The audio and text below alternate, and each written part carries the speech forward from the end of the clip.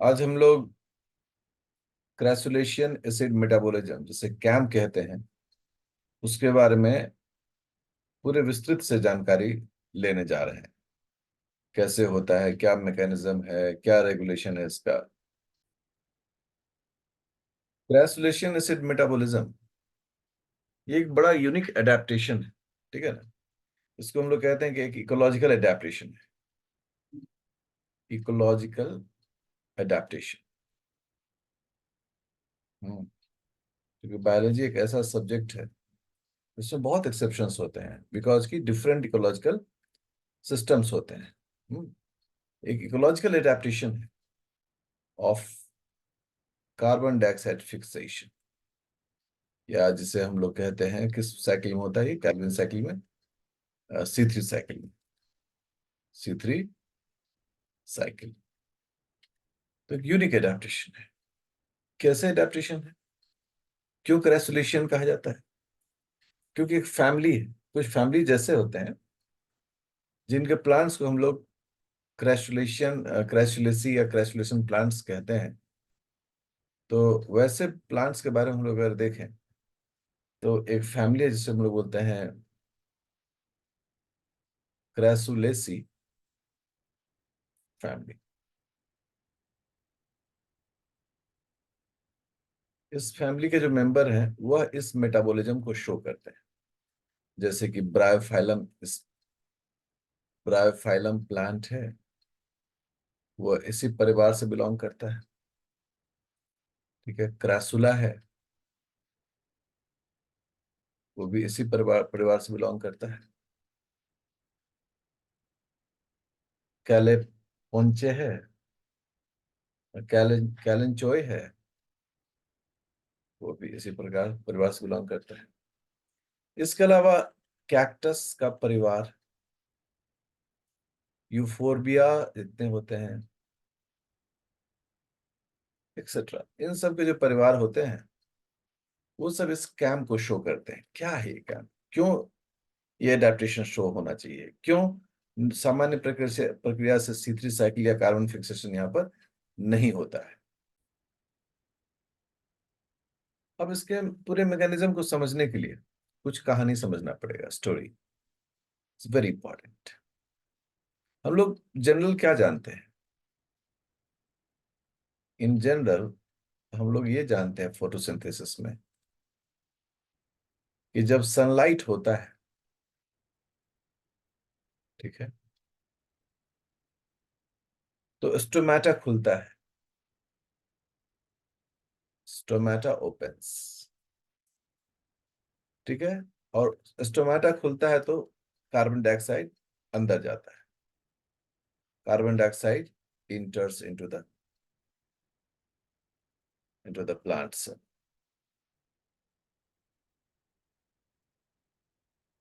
Plant cells. ठीक है। इसी सनलाइट में ग्रेना में लाइट रिएक्शन होता है। इस लाइट रिएक्शन से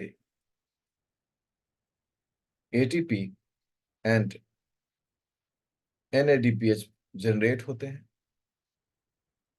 जिसको C3 साइकिल में, कैल्विन साइकिल में यूज किया जाता है ताकि क्या बन सके and product, starch,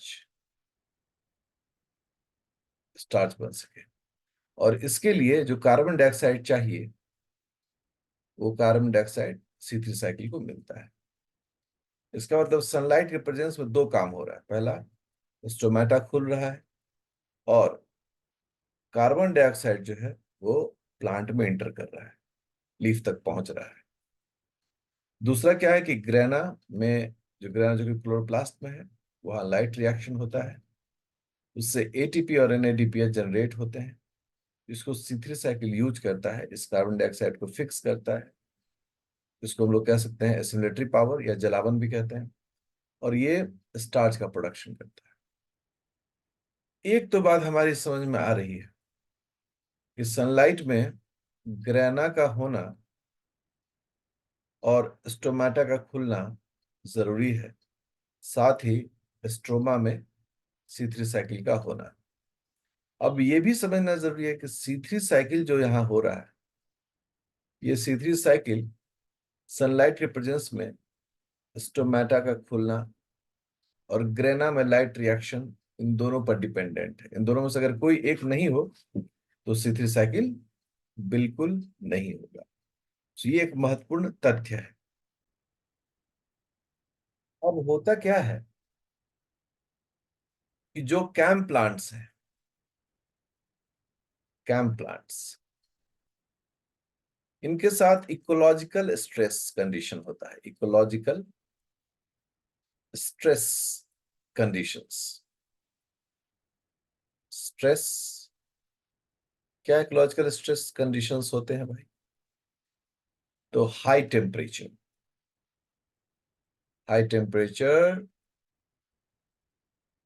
during day light, during the day light, बहुत ज्यादा तेज रोशनी, सूरज की रोशनी, ये होता है दिन में, दिन में।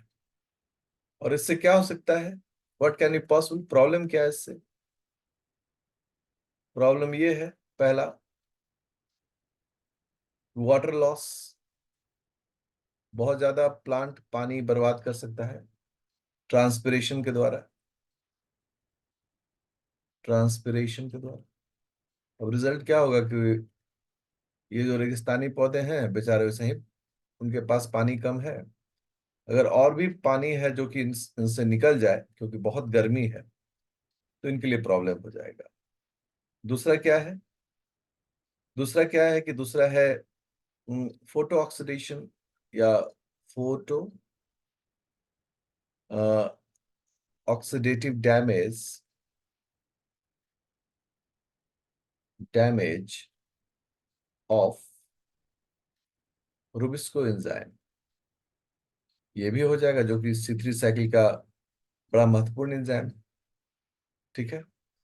अब इन दोनों खतरे से बचाने के लिए प्लांट को बचाना है भाई, कैम प्लांट को, क्योंकि ये हाई टेम्परेचर जो है सूरज की रोशनी में, ये इसके पानी को समाप्त कर सकता है ट्रांसपिरेशन के द्वारा, और दूसरा रुबिस्को को खत्म कर सकता है। अब इसको कैसे बचाया जाए?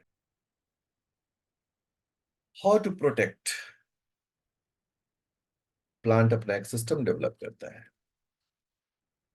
प्लांट जो सिस्टम डेवलप करता है उसमें वो क्या करता है? पहला पहला कहता है कि स्टोमेटा बंद रहेगा। Stomata remains closed in days and open in night, opens in night. एकदम उल्टा हो गया। नॉर्मल प्लांट में क्या होता है कि सूरज की रोशनी अर्थात दिन में स्टोमेटा खुलता है और रात में बंद होता है। यहाँ एकदम उल्टा हो रहा है। क्या उल्टा हो रहा है? कि दिन में बंद स्टोमेटा और रात में खुल जा रहा है। अब इसका नतीजा क्या हुआ? Therefore carbon dioxide can inter into the plant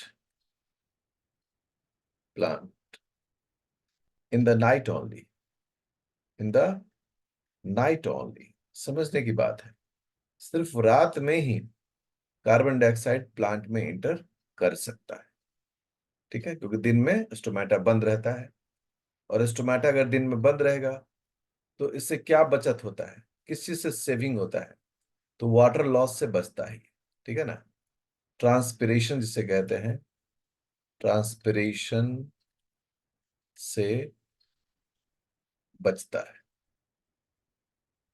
ठीक है। और प्लांट अपने अपने वाटर लॉस को मिनिमाइज करता है। तो अगर ये रात में खुलेगा तो रात में ही कार्बन डाइऑक्साइड इंटर करेगा। पहली चुनौती हो गई, पहला अडेप्टेशन हो गया। दूसरा अडेप्टेशन क्या है इसका? वो ये है, सेकेंड, ये C3 साइकिल को भी रात में ही करता है। C3 cycle takes place in night, in in the night नहीं बाबा, लाइट। हाँ, अब ये क्या करता है, C3 साइकिल को दिन में ही करता है। अब जब ये दिन में अगर C3 साइकिल को करता है, रोशनी में करता है, तो उसके लिए सबसे बड़ी चुनौती क्या हो गई, कार्बन डाइऑक्साइड कहां से मिलेगा, कहां से मिलेगा? क्यों? क्योंकि कार्बन डाइऑक्साइड तो उसको रात में मिल रहा है, स्टोमेटा रात में खुल रहा है, तो दिन में इसको कार्बन डाइऑक्साइड कहां से मिलेगा? इसी प्रॉब्लम को सॉल्व करने के लिए कैम ने अपना एक मैकेनिज्म डेवलप किया।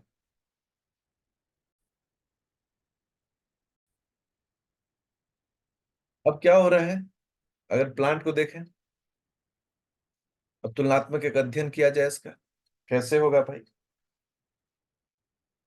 तो कैम प्लांट्स में क्या हो रहा है, गौर करिए।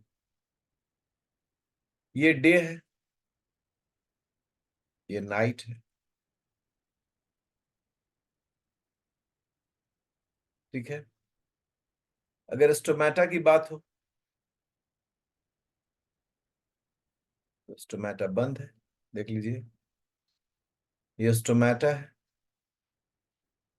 और स्टोमेटा बंद है, स्टोमेटा इज क्लोज्ड। और नाइट में स्टोमेटा ओपन है।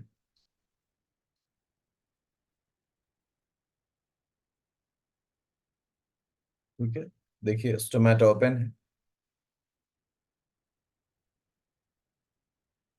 अब इसका नतीजा क्या हुआ? इसका नतीजा ये हुआ कि दिन में जो कार्बन डाइऑक्साइड है एनवायरमेंट में, वो यहां से जा नहीं पाएगा, अंदर जा नहीं पाएगा, लेकिन रात में यही कार्बन डाइऑक्साइड इसके अंदर प्रवेश कर जाएगा। अब अगला जो विषय है वो क्या है, वो ये है कि ग्रहणा जो है, ग्रहणा में काम हो रहा है। जो ग्रहणा है, उस ग्रहणा में लाइट रिएक्शन हुआ, लाइट रिएक्शन से एटीपी एंड NADPH बने, और स्ट्रोमा में C3 cycle runs, C3 cycle होगा। तो कैसे होगा, यहीं पर बहुत बड़ा यक्ष प्रश्न आता है। क्यों? क्योंकि कार्बन डाइऑक्साइड तो रात में आ रहा है, C3 साइकिल को होने के लिए एसिमिलेटरी पावर चाहिए, जो मिल रहा है दिन में, यस, बट कार्बन डाइऑक्साइड तो नहीं मिल पा रहा है। इसका मतलब है कि रात में जो कार्बन डाइऑक्साइड आ रहा है, उस कार्बन डाइऑक्साइड को स्टोर करना पड़ेगा। Store carbon dioxide in the form of malic acid, malic acid, correct.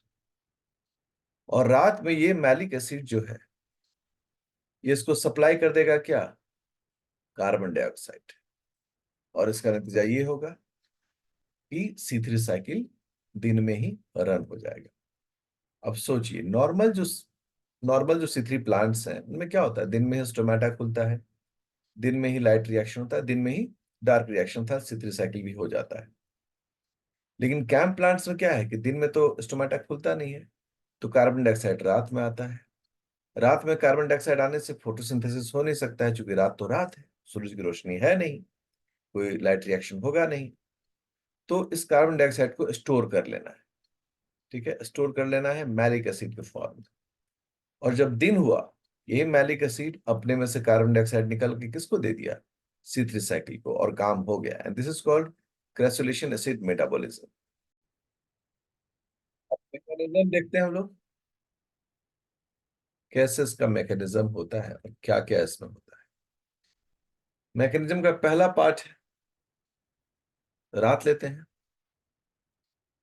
In the night, रात में। थोड़ा स्ट्रक्चर बना दे भाई, तब ना बात अच्छे से समझ में आएगी। ठीक है, रात में स्टोमेटा खुल गया,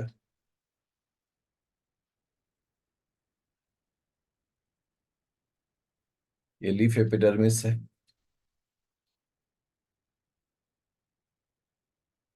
एपिडर्मिस, और ये है स्टोमेटा, और ये स्टोमेटा क्या हुआ है, ओपन हुआ है। फिर जो सेल्स हैं जिनको फोटोसिंथेसिस करना है, जिन्हें हम कॉमनली ग्रीन सेल्स कहते हैं, मतलब क्लोरोप्लास्ट रखने वाले सेल्स, जिसे मेजोफिल सेल्स कहते हैं, ये मेजोफिल सेल्स, ठीक है। अब यहां पर क्या हो रहा है, यहां पर कार्बन डाइऑक्साइड इंटर कर रहा है, ठीक है ना, ये कार्बन डाइऑक्साइड है, ये कार्बन डाइऑक्साइड अंदर आया, अंदर आने के बाद ये कार्बन डाइऑक्साइड कन्वर्ट हो जाता है वाटर से जुड़ता है, water plus carbon dioxide is equal to H2CO3, और ये H2CO3 जो है वो टूट जाता है दो, क्योंकि सेल के अंदर का तो पीएच न्यूट्रल होता है, इससे H प्लस आयन निकल जाता है और बाइकार्बोनेट आयन रहता है, so this is bicarbonate ion. अब आप देखें, ये जो कार्बन डाइऑक्साइड है वो बाइकार्बोनेट के रूप में अपना जगह पकड़ लिया है, दिस इज कॉल्ड बाइकार्बोनेट, ठीक है। अब इस सेल में दो प्रकार के सेल ऑर्गेनेल का इन्वॉल्वमेंट शुरू होता है। पहला जो है उसे हम लोग कह रहे हैं क्लोरोप्लास्ट, और दूसरा जो सेल ऑर्गेनेल की जरूरत है, उस सेल ऑर्गेनेल को हम लोग कह रहे हैं वैक्यूल, क्योंकि स्टोरेज के लिए तो वैक्यूल से बढ़िया कोई जगह होता नहीं। अब आप देखें कि ये कार्बन डाइऑक्साइड का पाथवे कैसे चलता है। अब इस क्लोरोप्लास्ट में स्टार्च टूटा, स्टार्च टूटकर बनाया triose phosphate, triose phosphate compound. ये ट्राइओज फॉस्फेट जो है उसने बनाया फॉस्फो इनोल पायरुवेट, पीपी का फुल फॉर्म होता है फॉस्फो इनोल पायरुवेट। इसके दूसरे दूसरे कार्बन पर रहता है, तो 2-2 फॉस्फोइनोल पायरुवेट बन गया। अब ये फॉस्फोइनोल पायरुवेट आया साइटोप्लाज्म में, इसको वहां बाइकार्बोनेट आयन मिला। फॉस्फोइनोल पायरुवेट में 3 कार्बन होता है, ये एक C3 कंपाउंड है, और बाइकार्बोनेट में 1 कार्बन होता है, C1 कंपाउंड है। दोनों मिलकर एक 4 कार्बन वाला कंपाउंड बनाता है, जिसका नाम होता है oxalo acetate. OOA stands for oxalo acetate, ठीक है, ऑक्सैलो एसीटेट। साथ ही क्या है कि फॉस्फोइनोल पायरुवेट में एक फॉस्फेट भी है, उस फॉस्फेट की जरूरत नहीं है, वो इनऑर्गेनिक फॉस्फेट भी रिलीज हो जाता है। अब ये जो ऑक्सैलो एसीटेट है, जिसमें कार्बन डाइऑक्साइड घुस चुका है, ये स्टोरेज नहीं हो सकता है, स्टोरेज तो मैलिक एसिड होगा। तो रिजल्ट होता है कि ये ऑक्सैलो एसीटेट कन्वर्ट होता है मैलेट में, ठीक है। अगर पीएच एसिडिक रहेगा तो सभी मैलिक एसिड, ऑक्सैलो एसिटिक, इस तरह से कह लेंगे। और इस काम में ये रिएक्शन कई बार बताया जा चुका है, 2 हाइड्रोजन की जरूरत पड़ती है, और ये दोनों हाइड्रोजन जो है उसको सप्लाई करता है कौन, NADH। यहां पर है NADH+H+ आयन, ये अपना दोनों हाइड्रोजन ऑक्सैलोस्टेट को देता है, तो बन जाता है मैलेट। बचता क्या है इधर, NAD। अब ये जो मैलेट है, ये मैलेट किया इंटर किया कहां पर, for the process of storage, and that is vacuole में पहुंचता है। वैक्यूल में ये मैलिक एसिड के फॉर्म में स्टोर हो जाता है। ये सारी घटनाएं कहाँ कब हो रही है? रात में हो रही है। क्योंकि रात में कार्बन डाइऑक्साइड आ रहा है तो कार्बन डाइऑक्साइड को स्टोर करना है, और कार्बन डाइऑक्साइड को स्टोर करने के लिए यहाँ पर उसको किस रूप में रखना है वैक्यूल के अंदर में? मैलिक एसिड फॉर्म में। अब यही मैलिक एसिड दिन में क्या करेगा? अपने में से कार्बन डाइऑक्साइड जोड़ दे देगा, इसी प्रोसेस को उलट देगा, कार्बन डाइऑक्साइड रिलीज कर देगा और वापस वो अपना प्रोसेस को, जो C3 साइकिल है, उसको पूरा होने में मदद करेगा। तो ये जो कहानी है, ये कहानी है रात की कहानी। अब मैकेनिज्म का अगला पोर्शन है इन डे टाइम। जब दिन है तब क्या है?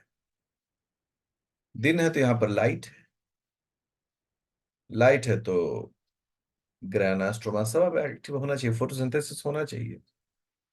अब इस कंडीशन में सबसे पहला काम क्या हो रहा है?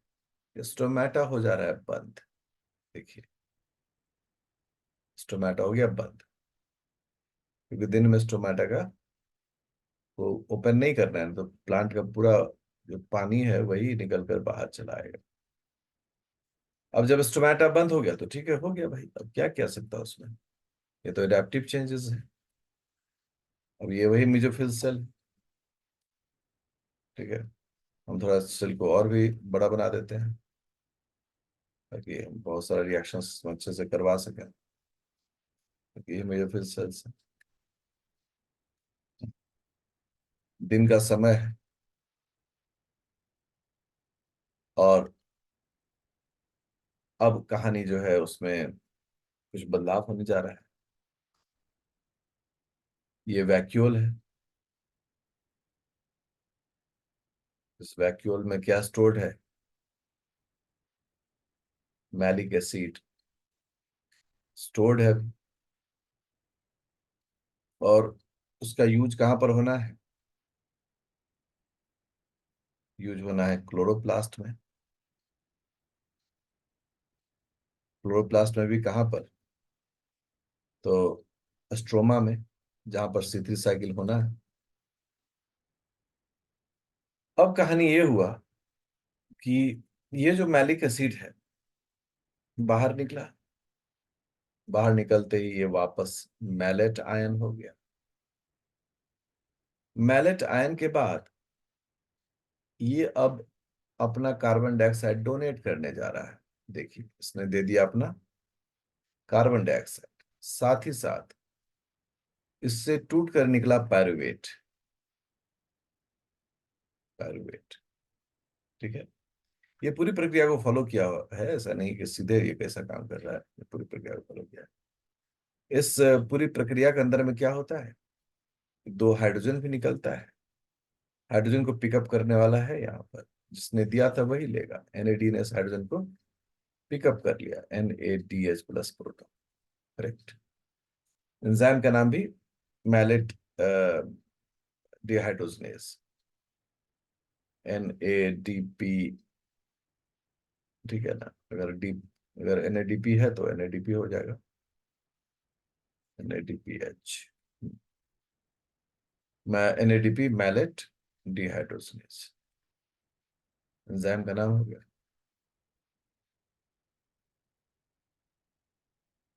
ठीक है। अब जब ये पायरुवेट अंदर आया तो पायरुवेट अपना प्रोसेस में लग गया और प्रक्रिया करते हुए क्या बना दिया? स्टार्च। मतलब जहां से खर्चा हुआ था स्टार्च से, वहीं पर वापस आया। अब इस कार्बन डाइऑक्साइड को कौन पिकअप कर रहा है? इस कार्बन डाइऑक्साइड को C3 साइकिल में रुबिस्को पिकअप कर रहा है। और ये रुबिस्को का भी इनपुट, ये जो C3 साइकिल उसका भी इनपुट क्या हुआ? स्टार्च हुआ। इसका मतलब कोई लॉस नहीं है। जो स्टार्च टूटकर मैलिक एसिड बनाने में मदद किया, वापस जब वो टूट रहा है तो स्टार्च बन ही रहा है।